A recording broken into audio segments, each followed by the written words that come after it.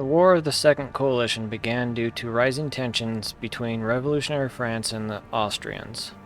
Suspicious of France and a desire to eliminate the revolution in France and reinstate the French monarchy, Austria declared war on France. When Napoleon led an expedition to Egypt in 1798, England, Austria, and Russia began forming a new coalition to deal with France. Russia quickly dropped out due to Russia and England not able to agree on the coalition conditions. Also, England and Austria never fully formed an alliance due to disagreements on Austria's outstanding debts to England from the First Coalition War against France. This resulted in Austria having to face France on the European continent largely alone. England concentrated most of its efforts assisting the Ottoman Empire against Napoleon in Egypt and Syria. Napoleon's army was defeated in Egypt, although Napoleon himself was not present, while France captured the strategic passes in Switzerland and northern Italy. This allowed France to control the north-south movement of troops and brought all parties to the negotiating table. By 1801, all large-scale fighting had ended. Although defeated in Egypt, France maintained control over the strategic passes and the Netherlands. Welcome back, Axis and Allies players. This is NATO and the CIC, and this is the War of the Second Coalition. So it's kind of a prelude to the Greater Napoleonic conflicts. This was fought from 1798 to 1801, and this was the French monarchy has fallen to the French Revolution, is now the French Republic, and this is the start of Napoleon Bonaparte's rise to power. Well, I mean, it started earlier, but this is where it really started going. And for history buffs out there, this is also Napoleon's infamous expedition to Egypt, is when that happens. There's the young fledgling United States. So the kind of kicker to this scenario is there's no victory objectives. This is, like I said, a prelude to the Greater Napoleonic conflicts, but whatever territories France is able to capture in this is what they're going to start the Napoleonic wars with. So France is at war with Austria, both Ottomans and England. Kind of special rules. France has to land an army somewhere in Ottoman territory. Or, sorry, somewhere in North Africa.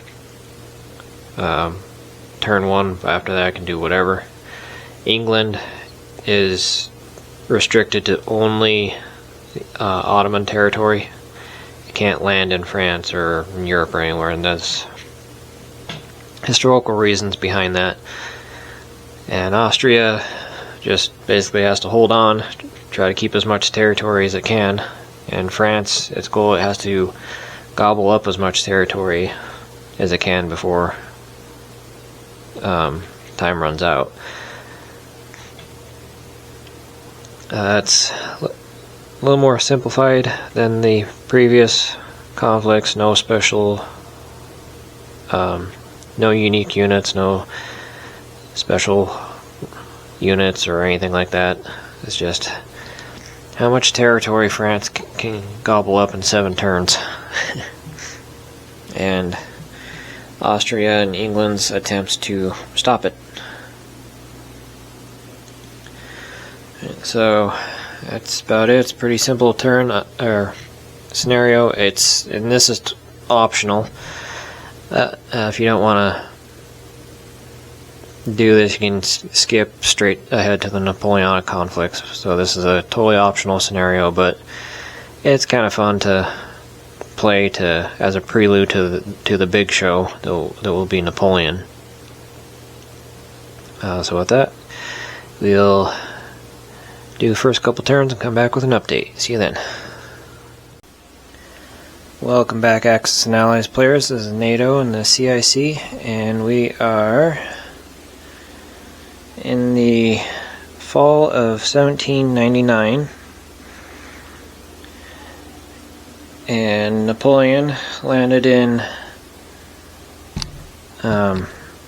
Libya, and then moved on and took it without a fight, and then moved on to Egypt, where the Ottomans are battling Napoleon. And you can see the rest of the Ottoman army is moving down from its positions on the Russian border down to Egypt to confront Napoleon. Meanwhile, France moved into the Holy Roman Empire territory and is now fighting the Austrians there. And then France also moved in, took Switzerland and the Low Countries, and Austria has counterattacked France in Switzerland. So France and Austria are battling over the passes in the Alps and northern Italy. And England has been building a transport fleet to send an army down to Egypt to help the Ottomans. And the British Navy came down into the Mediterranean and defeated the French Navy here, captured one of its frigates, damaged the other, and sent the rest into flight.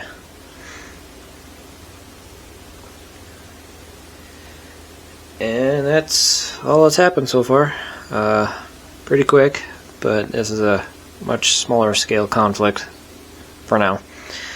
So we'll come back at the end of the next year probably with another update. See you then.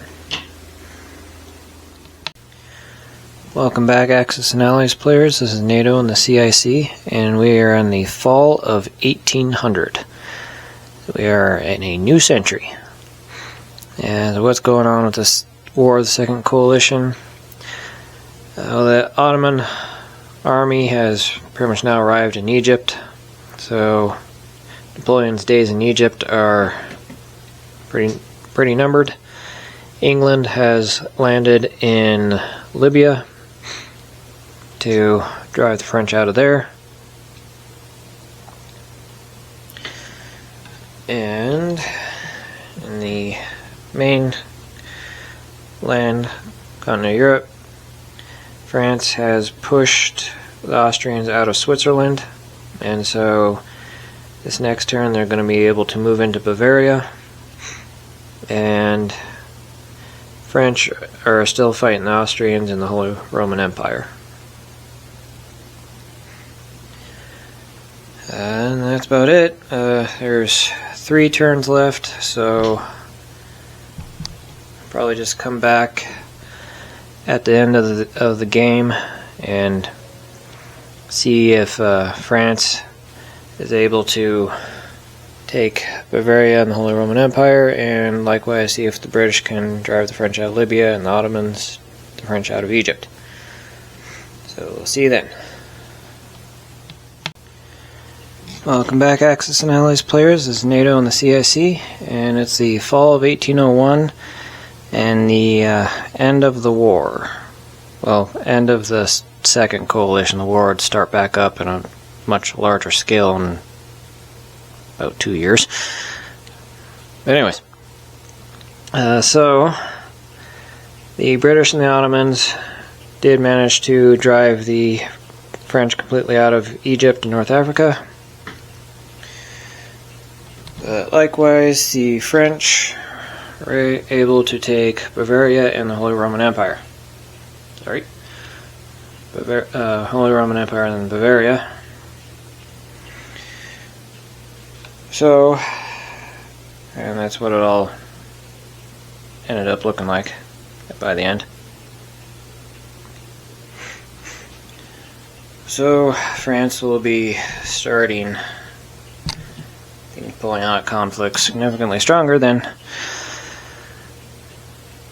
it otherwise would be.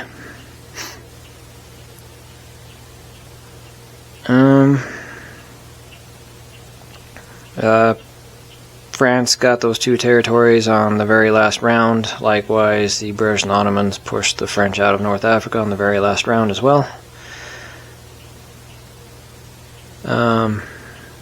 So yeah, clear the board and retool it for the Napoleonic Wars, or the War of the Third Coalition. Either names interchangeable. And it also marks when Napoleon crowned himself Emperor of France, and the French Republic ceased to exist, and the French Empire was born. And pretty much unanimously freaked everyone else in Europe out, causing an instant war. So we'll come back with the Napoleonic Wars. See you then.